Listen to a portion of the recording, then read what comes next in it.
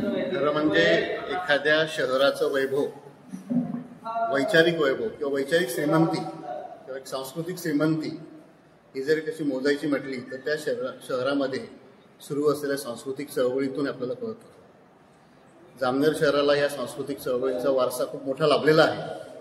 मध्यंतरीचा एक छोटा कालखंडाचा खंड सोडला तर ती सांस्कृतिक चळवळ फार मोठ्या प्रमाणात या शहरात रुजलेली आहे, वाढलेली आहे आणि तीच पुन्हा पुनरुज्जीत करून ती जोपासत ती आणखीन मोठी करण्याचा आनंद यात्री परिवाराचा गेल्या 7 वर्षापासूनचा हा प्रयत्न आहे.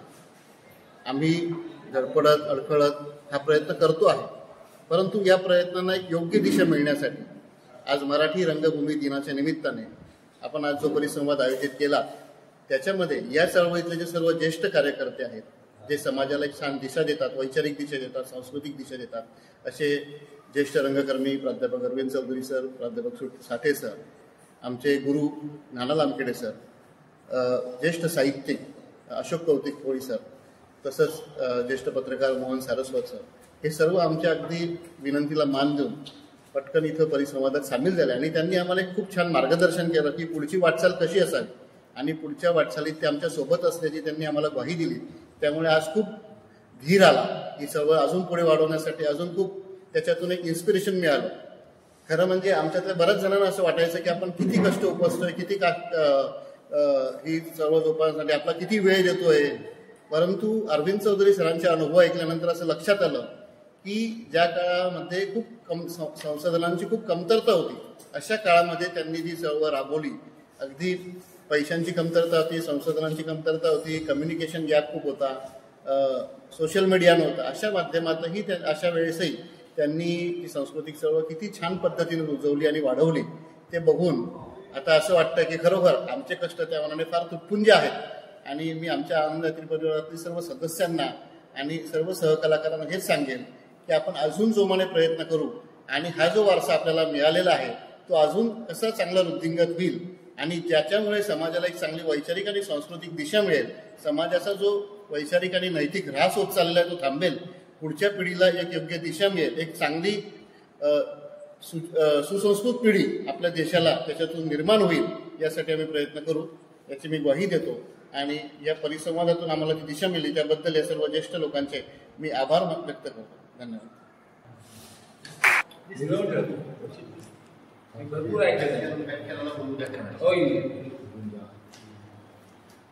आणि ते सुद्धा एक शिबिर घेतात दरवर्षी साधारण. रंगभूमी दिन आहे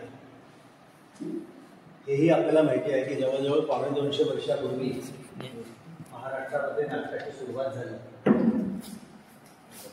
नाटकाला त्यावेळी राजाश्रय होता, सांगलीसारखे पटवर्धन संस्थानिक होते आणि म्हणून नाटकाची सुरुवात तिथे झाली.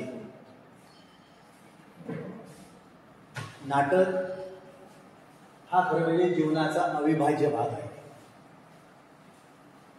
तो अनुभव वेगळा आहे. मग केवळ नाटकच नाही तर नाटक आणि इतर सगळे सांस्कृतिक कार्यक्रम, कला, साहित्य, नृत्य, गायन या सगळ्या कलांमधून आनंदच मिळतो आणि आपलं जीवन जे आहे ते समृद्ध होतं. त्यातली एक कला आहे नाटक.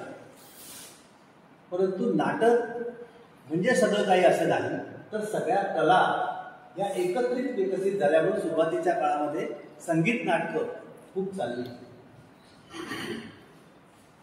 आणि त्या योगाने आपण जर जामनेरकडे बघितलं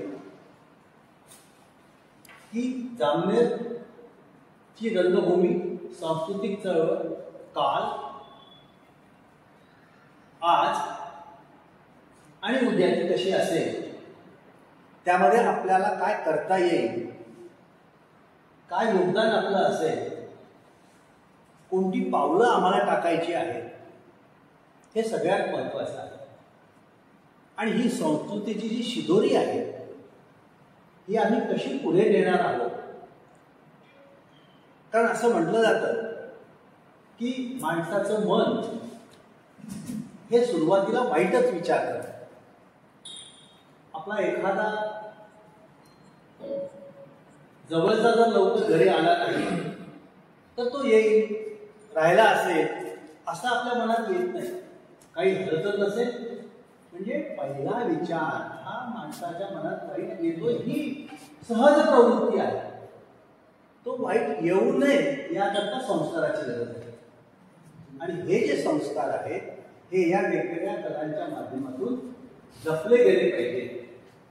या कला जितक्या वाढतील तितक्या वृद्धिंगत होतील, त्या प्रमाणामध्ये समाज हा सुसंस्कृत होईल. आणि राऊतांनी सांगितल्याप्रमाणे माणसाबद्दल जे नातं आहे ते तुम्हाला घट्ट करता येईल.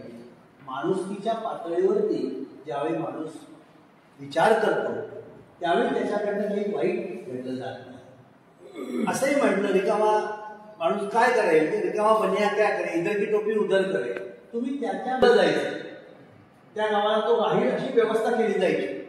आणि तशी व्यवस्था ती माणसं आणून मग त्या कला जोपासल्या जायच्या. म्हणून पूर्वीचे जे काही लोक होते ते नाट्य कला या सगळ्या जामनेरला किंवा इतर गावांमध्ये कशा आहे की हा प्रयत्न करायचे.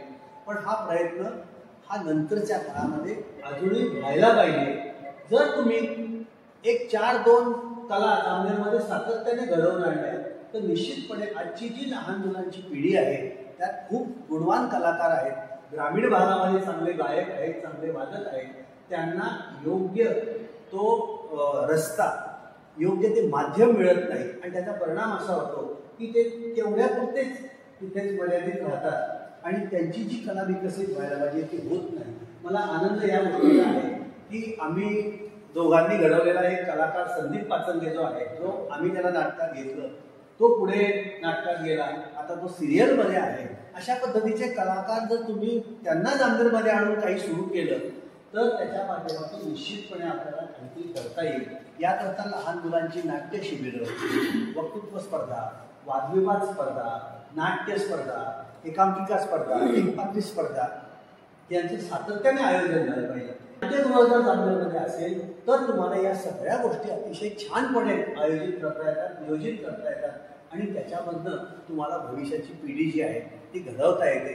कारण भविष्याची पिढी घडवायची जबाबदारी आपल्याकडेच आहे, आपल्यावरच आहे. आणि आपण जर ते काम केलं नाही तर उद्याला आपल्याला लोक बोल लावतील, दोष देतील आणि हे निश्चित आहे की आपली जबाबदारी आहे, आपलं योगदान त्याच्यामध्ये असलं पाहिजे. म्हणून या सगळ्या कला जामनेरमध्ये, या सगळ्या स्पर्धा जामनेरमध्ये झाल्या पाहिजे, कलाकार निर्माण झाले पाहिजे. त्याकरता बाहेरून आपल्याला कलाकार आणावे लागले तर हरकत नाही, परंतु अशा सोयी आपण उपलब्ध करून दिल्या पाहिजेत. मी मध्यंतरी भारते आपण मुंबईवरनं बोलवले होते, बाल नाट्य शिबिर त्यांनी